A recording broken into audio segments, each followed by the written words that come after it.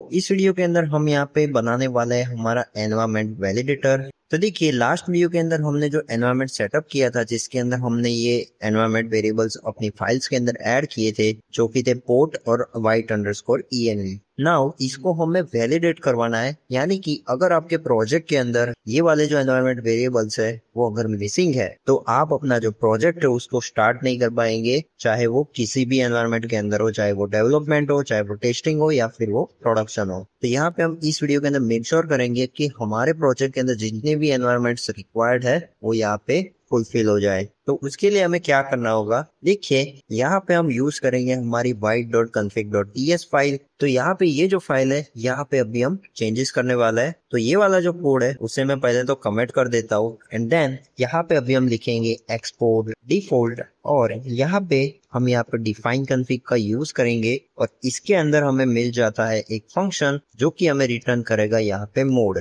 Now ये mode क्या है, तो यहाँ पे आपको पता होगा कि हमने लास्ट वीडियो के अंदर यहाँ पे मोड सेटअप किया था हमारे स्क्रिप्ट के अंदर कि ये कौन सा मोड है वो हम यहाँ पे डिफाइन कर रहे थे। तो यहाँ पे हमने बोला था कि ये डेवलपमेंट मोड है या फिर प्रोडक्शन मोड है। तो जैसे ही हम यहाँ पे मोड को रिसीव करेंगे तो यहाँ पे हमें ये पता चलेगा कि हमारा जो वाइट सर्वर है वो अभी यहाँ पे किस एनवायरनमेंट को यूज कर रहा है, वो हम यहाँ पे आइडिया लगा सकेंगे। अभी यहाँ पे इस एरो फंक्शन के अंदर हम आएंगे और इसके अंदर हमारा जो एज यूजुअल जो काम था वो हम यहाँ पे रिटर्न करेंगे। तो यहाँ पे हमें करना होगा प्लगइन्स। तो यहाँ पे ये वाले जो प्लगइन्स थे उसे मैं सिंपली कॉपी कर दूंगा और यहाँ पे इसे एज इट इज पेस्ट कर देंगे। जिससे हमने यहाँ पे क्या चेंज किया, पहले हम यहाँ पे नॉर्मली प्रॉपर्टी असाइन कर रहे थे लेकिन अभी हमने इसको एक फंक्शन के अंदर ले लिया, जिससे यहाँ पे ये जो हमारे पास बेस बचती है फंक्शन के अंदर उसके अंदर हम यहाँ पे वैलिडेशन वाला काम कर पाएंगे। और भी अगर कुछ काम करना होगा आगे आने वाले वीडियोस के अंदर तो वो चीज भी यहाँ पे हो सकेंगी।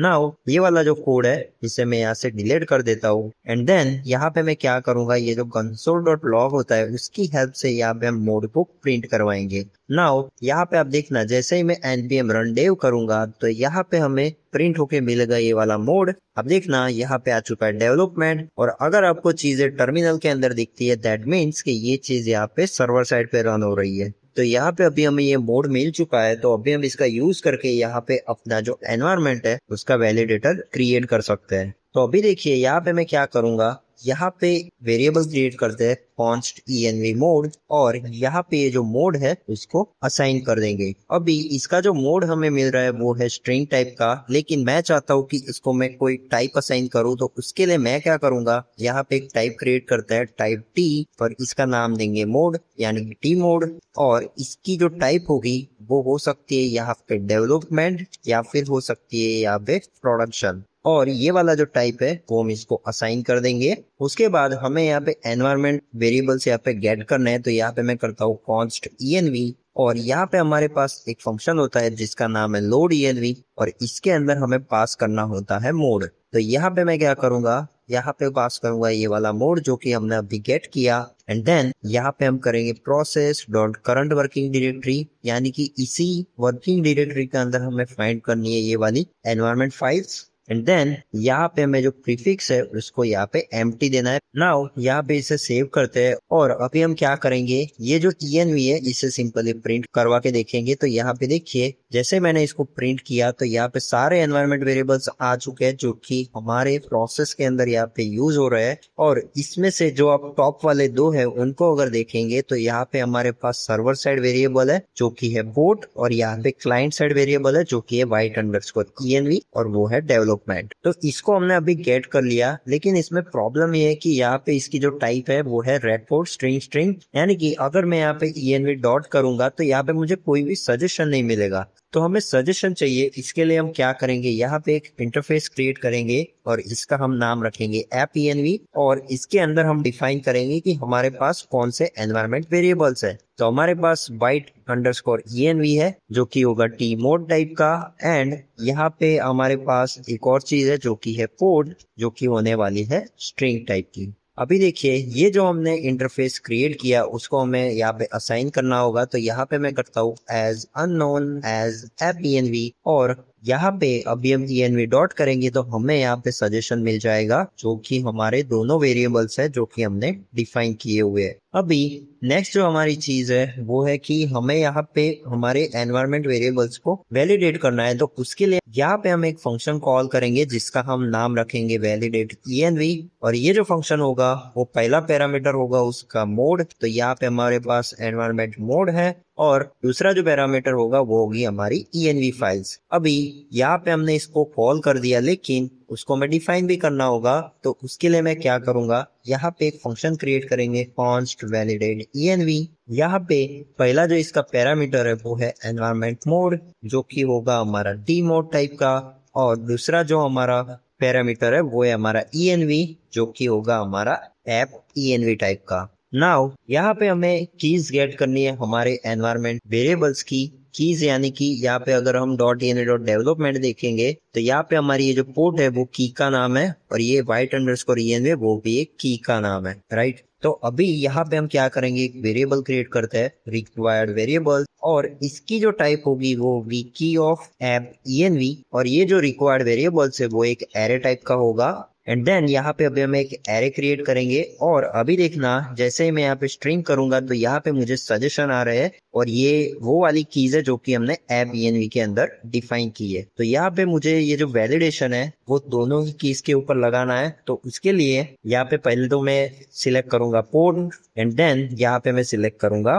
white_env। नाउ यहाँ पे हम एक फॉर लूप क्रिएट करेंगे और यहाँ पे करेंगे कॉन्स्ट की रिक्वायर्ड वेरिएबल्स, एंड देन यहाँ पे हम एक इफ कंडीशन लगाएंगे जिसके अंदर हम लिखेंगे if not an env of की, यानी कि ये वाले जो एनवायरमेंट वेरिएबल्स है जो कि हमें प्रोसेस के अंदर से मिल रहे हैं उसके अंदर अगर रिक्वायर्ड वेरिएबल्स का कोई भी की एग्जिस्ट नहीं करता तो फिर हमें यहाँ पे एरर थ्रो करनी होगी। तो यहाँ पे अभी हम एरर करेंगे थ्रो, तो यहाँ पे करेंगे throw new error, and then यहाँ पे बैकटिक के अंदर हम यहाँ पे यूज करेंगे की का नाम की कौन सी की यहाँ पे मिसिंग है, यहाँ पे लिखेंगे की is missing, please define it in your .env mode. तो यहाँ पे अभी हमारा जो फाइनल मैसेज होगा वो कुछ इस तरह से हो सकता है। अभी देखिए हमारा ये जो फंक्शन है वो अच्छे से काम कर रहा होगा। अभी हम यहाँ पे नीचे आते हैं तो आप देखिए हमारा सर्वर अभी यहाँ पे रन कर रहा है, और अभी टेस्टिंग के लिए मैं क्या करूंगा, यहाँ पे ये जो पोर्ट वेरिएबल है इसको मैं यहाँ से हटा दूंगा। आप देखिए यहाँ पे मैं इसे सेव करता हूँ और तुरंत ही यहाँ पे अभी हमें एरर मिल गई, port is missing, please define it in your .env.development। Then यहाँ पे अगर मैं इस white_env को डिलीट करूंगा तो भी मुझे एरर मिलेगी white_env is missing, please define it in your env files. तो हमारा ये जो वैलिडेटर है वो अच्छे से काम कर रहा है, और अभी हमें कुछ चेंजेस करना है हमारे इस डिफाइन कॉन्फ़िग फंक्शन के अंदर। तो हमारा जो नेक्स्ट चेंज है वो ये है कि अभी हम यहाँ पे पोर्ट को नॉर्मलाइज करेंगे। तो हमारा ये जो पोर्ट है जो कि हमें रिसीव हो रहा है वो एक स्ट्रिंग टाइप का है, लेकिन यहाँ पे हम इसको अभी नॉर्मलाइज करके यहाँ पे इंटीजर टाइप का बनाएंगे। तो उसके लिए मैं यहाँ पे करता हूँ const port equal to normalise